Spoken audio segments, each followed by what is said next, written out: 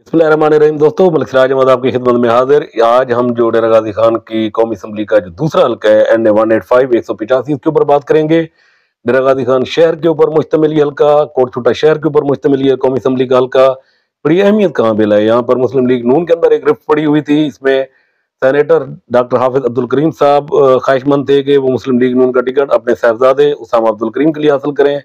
उसमें सरदार अवैस खान लगारी ने भी इस टिकट के लिए अप्लाई किया हुआ था कि जो पाकिस्तान मुस्लिम लीग नून पंजाब के सेक्रेटरी जनरल हैं कि ये टिकट उनको दिया जाए। तो अभी तक मुस्लिम लीग नून की टिकट का फैसला तो नहीं हुआ, लेकिन इस दौरान उसामा अब्दुल करीम ने अपनी इंतखाबी मुहिम शुरू कर दी थी। और इसके साथ साथ यहाँ पर जो एक अहम उम्मीदवार हैं वो पाकिस्तान पीपल्स पार्टी की तरफ से सरदार दोस्त मोहम्मद खान खोसा हैं, वो NA 185 के ऊपर कैंडिडेट हैं। उन्होंने भी अपनी इंतखाबी मुहिम शुरू की हुई है। आज एक नई डेवलपमेंट हुई है 20 दिसंबर को, और वो ये हुई है कि सरदार महमूद कादर खान लगारी जो साबिक तहसील नाज़िम है और साबिक MPA भी हैं, उन्होंने अनाउंस किया है कि वो NA 185 के ऊपर आज़ाद हैसियत में इलेक्शन लड़ेंगे। उनके करीबी दोस्तों का कहना यह था कि जब उनसे पूछा गया कि जनाब मुस्लिम लीग नून, तो उन्होंने कहा अगर टिकट मिल गया तो ठीक है, अगर नहीं मिला तो मैं आज़ाद हैसियत में यहाँ पर इलेक्शन में हिस्सा ले रहा हूँ। सरदार महमूद कादर खान लगारी NA 185 के ऊपर एक अच्छे उम्मीदवार साबित हो सकते हैं। और अगर ये सीरियसली ये मामलात आगे चले गए और उस पे नून लीग का टिकट अगर नून लीग ने ये हल्का ओपन छोड़ दिया तो भी ठीक है, उनके पास ये सजेशन मौजूद है। और अगर उन्होंने ये टिकट फर्ज किया उसामा अब्दुल करीम को दे दिया, तो फिर उसामा अब्दुल करीम, सरदार महमूद कादर खान लगारी और सरदार दोस्त मोहम्मद खान खोसा, ये तीनों मद्दे मुकाबिल होंगे। और इनके दरमियान बड़ा अच्छा फाइट होगी, बड़ा पॉलिटिकल जबरदस्त एक मैच बनेगा, क्योंकि यहाँ पे खोसा लगारी और हाफिज साहब का ग्रुप भी अपने यहाँ पर इंटैक्ट है, वो मौजूद है। तो इसमें महमूद कादर खान का जो सवाल है, उसमें एक नई डेवलपमेंट जो थी वो यही थी कि वो PP 289 जो इसकी एक विंग है कोटछोटा वाली जो सूबाई नशीद है, उसके ऊपर भी वो उम्मीदवार होंगे। सवाल ये है कि 288 के ऊपर सरदार महमूद कादर खान लगारी का उम्मीदवार कौन होगा। आया कि मुस्लिम लीग नून का टिकट अगर उसामा अब्दुल करीम को मिलता है, तो फिर उनके नीचे मुस्लिम लीग नून के जो दो टिकटें हैं PP 288 PP 289, वो किनके पास जाएंगी। सैयद अब्दुल अलीम शाह, वो यकीनन मुस्लिम लीग नून के टिकट होल्डर के तौर पर सामने आएंगे। तो आया कि महमूद कादर खान लगारी का कोई उम्मीदवार और होगा PP 288 के ऊपर, उनकी मुमकिन विंग क्या हो सकती है। रूमर्स हैं, अफवाहें हैं, लोग कह रहे हैं, अभी इसमें इसको कंफर्म नहीं किया इस बात को, कि हो सकता है कि आज़ाद हैसियत में हनीफ खान पिताफी सरदार महमूद कादर खान लगारी की विंग हो। अगर ऐसा होता है तो ये एक विनिंग कॉम्बिनेशन होगा, एक बेहतरीन कॉम्बिनेशन होगा।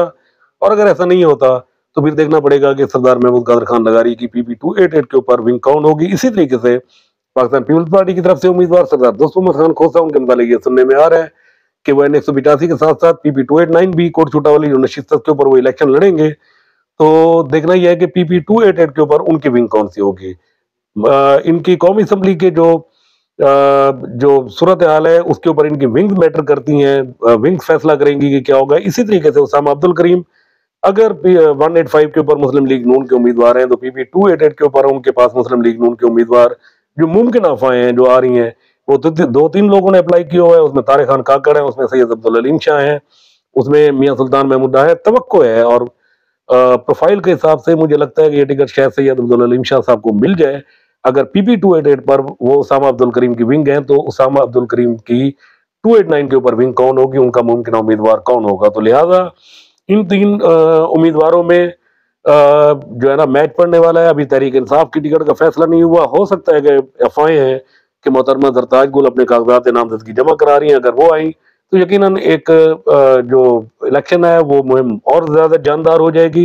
एक टफ कंपटीशन पड़ जाएगा। PTI का वर्कर, मुस्लिम लीग नून, लगारी ग्रुप आज़ाद हैसियत में, और उसके बाद पाकिस्तान पीपल्स पार्टी खोसा ग्रुप, वो खड़े हैं। अगर खोसा हाउस भी उनकी मुशावरत इजलास होने वाला है, अगर खोसा सरदार इत्तफाक राय से इस 185 289 के ऊपर आ गए और ऊपर नीचे इन्होंने विंग बना लिए, तो ये भी बिलाशुबा एक विनिंग कॉम्बिनेशन हो सकता है। लेकिन शर्त यह है कि इनका आपस में इत्तफाक राय होना जरूरी है।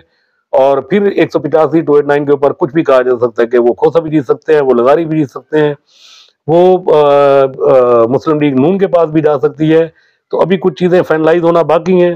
तो आखिर में एक दफा फिर कंक्लूड करूंगा अपनी बात को कि 185 के ऊपर सरदार महमूद कादर खान लगारी PP 289 भी लड़ रहे हैं, उनकी 288 के ऊपर विंग कौन होगी।